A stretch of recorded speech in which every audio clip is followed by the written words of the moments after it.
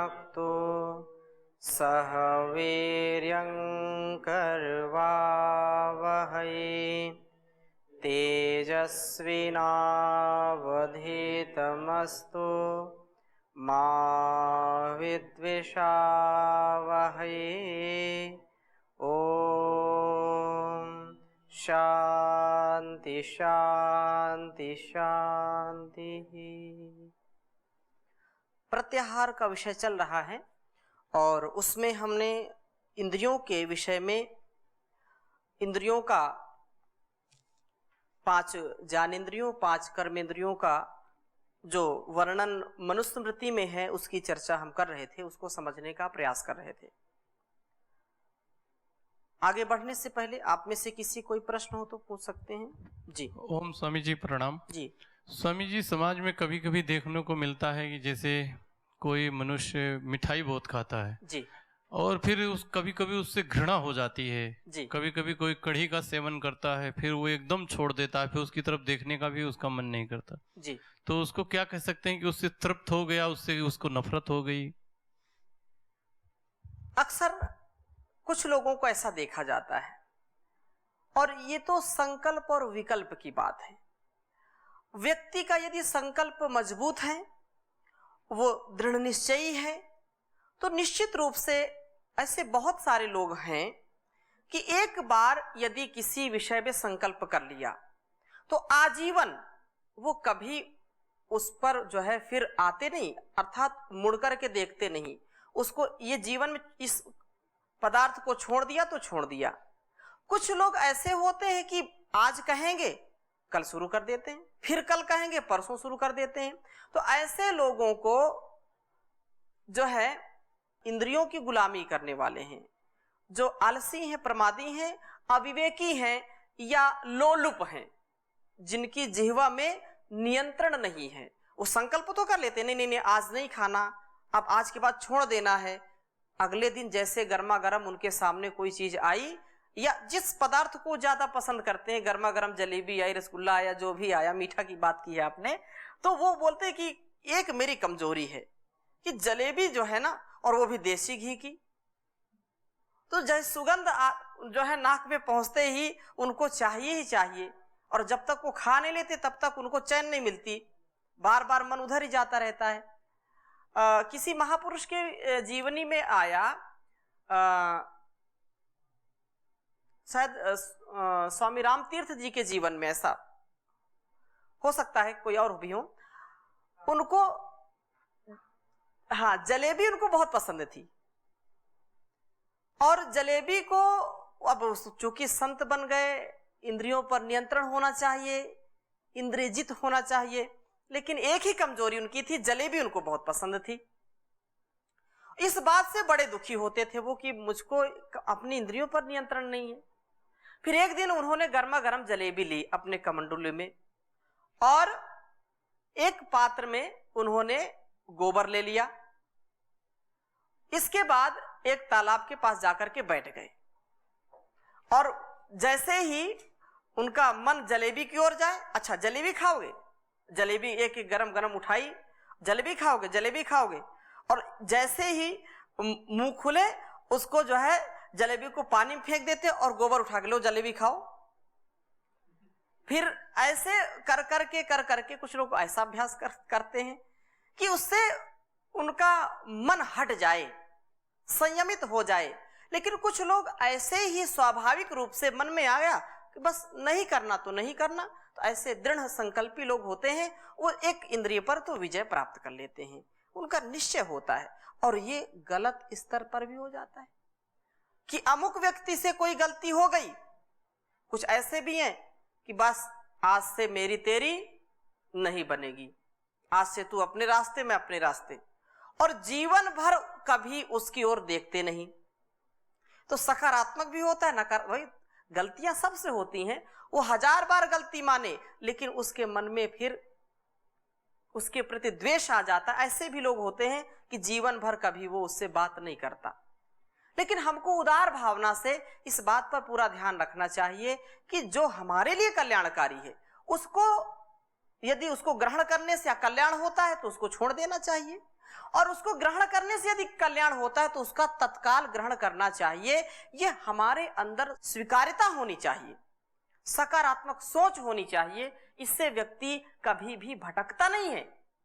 यदि उसके मन में आया कि नहीं ये कल्याणकारी है, हमारे बड़े हमको बता रहे हैं, हमारे शास्त्र हमको बता रहे हैं कि हमको कैसा जीवन जीना चाहिए, तो वैसा जीवन जीने के लिए झट से तैयार हो जाना चाहिए। और इसी में उसका और उसके परिवार और समाज का, राष्ट्र का कल्याण होता है, उसके जीवन का कल्याण होता है।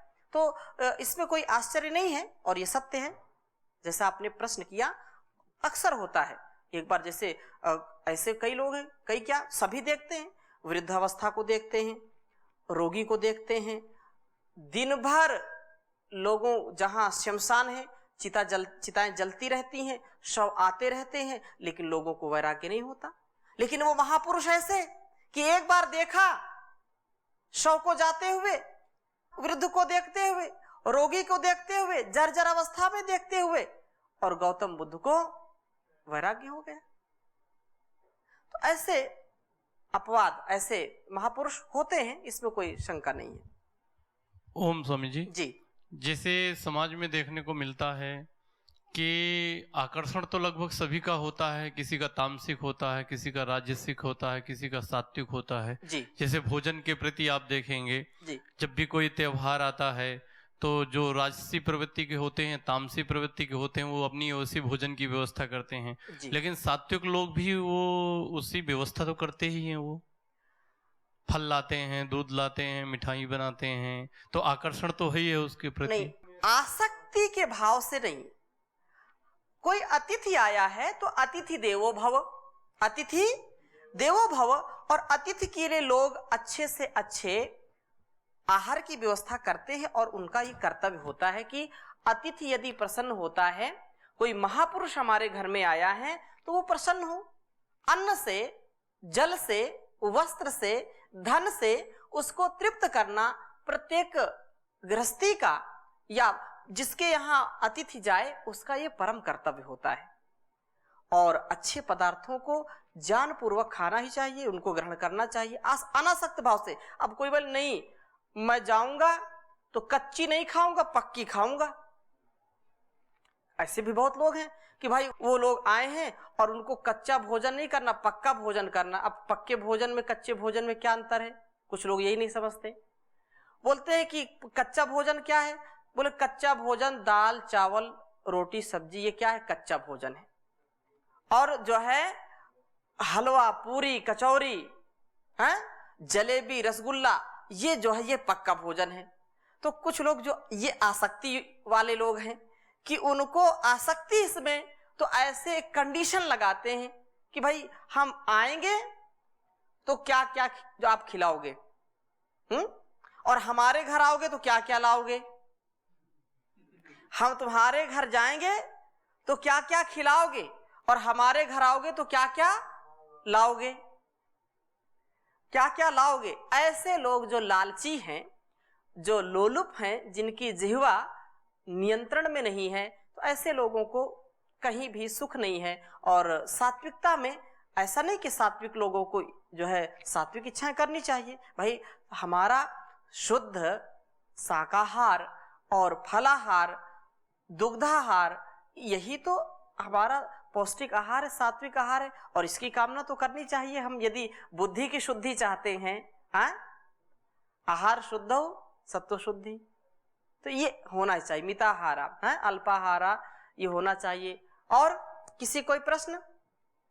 तो जीवन में हम चर्चा कर रहे थे कि ये जो 5 इंद्रियां और 5 ज्ञानेंद्रियां, 5 कर्मेंद्रियां और 11वीं इंद्रिया क्या थी?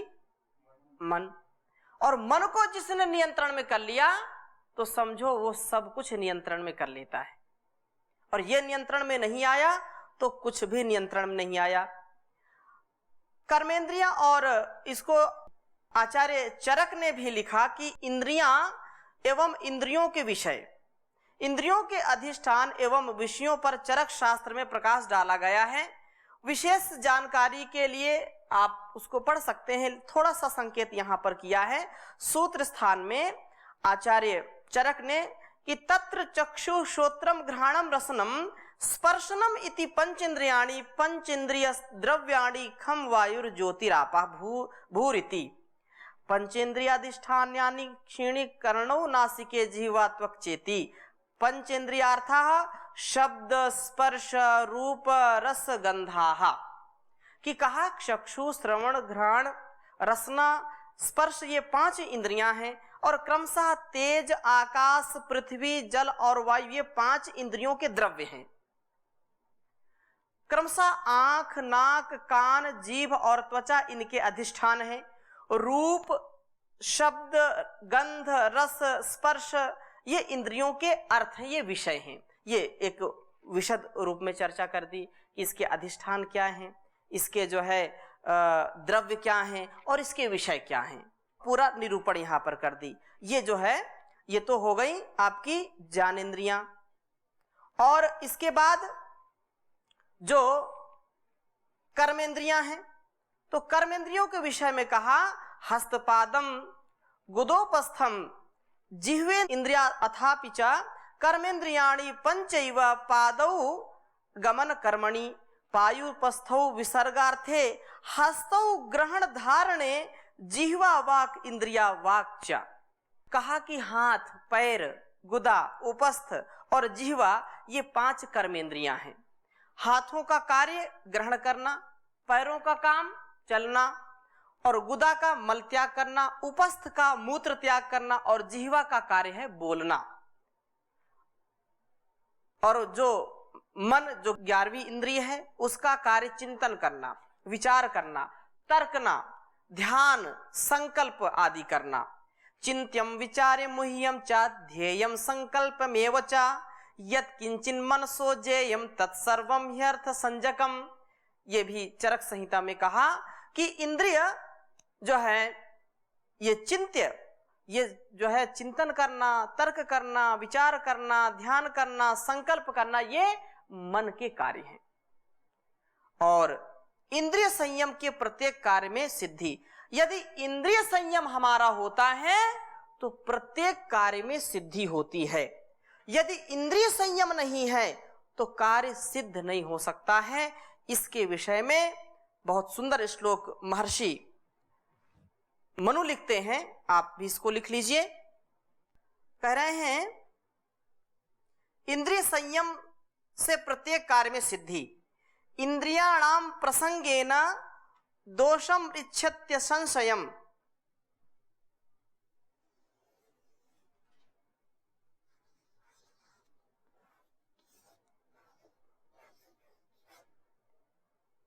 इंद्रियाणाम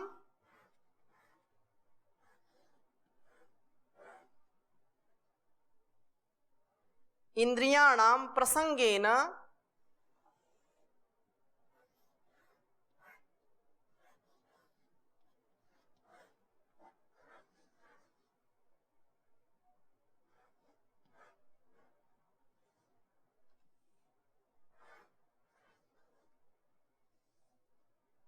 इंद्रियाणाम प्रसंगेन दोषम इच्छत्य संशयम।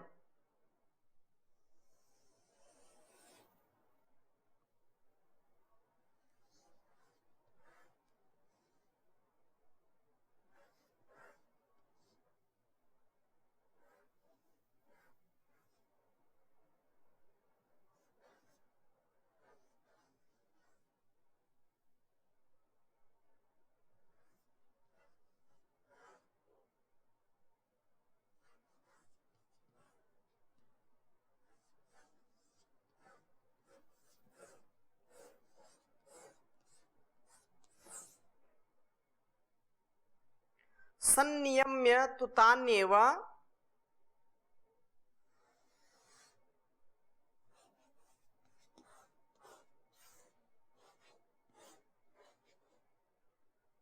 संनियम्य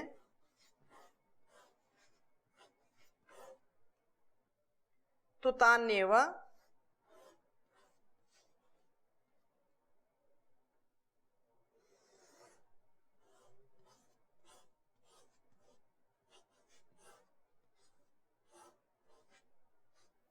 संनियम्य तु तान्येव ततः सिद्धिम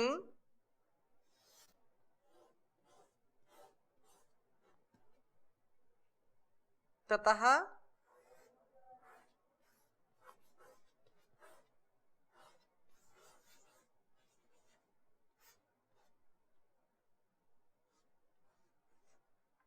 ततः सिद्धिम नियच्छति।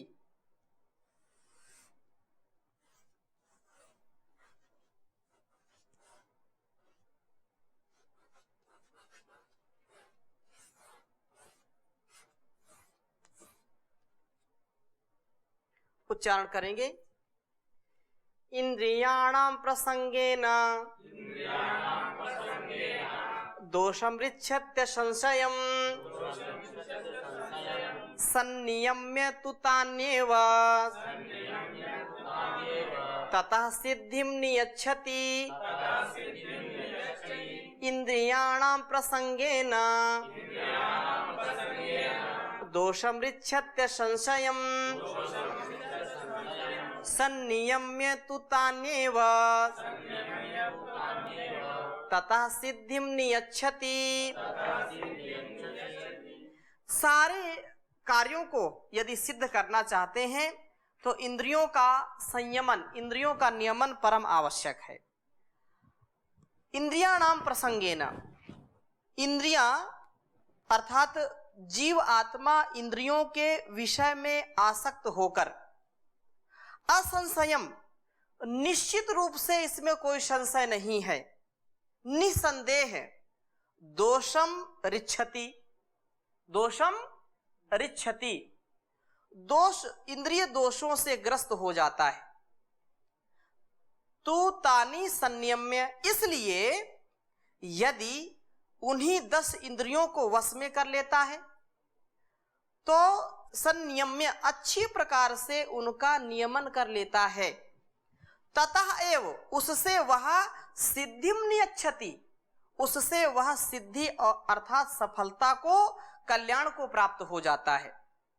पुनः ध्यान दीजिए, इंद्रियाणाम प्रसंगेन दोषम ऋच्छत्य असंशयम, इंद्रियों का, इंद्रियाणाम प्रसंगेन, जीवात्मा इंद्रियों के विषय में आसक्त होकर के निश्चित रूप से दोषों से ग्रस्त हो जाता है।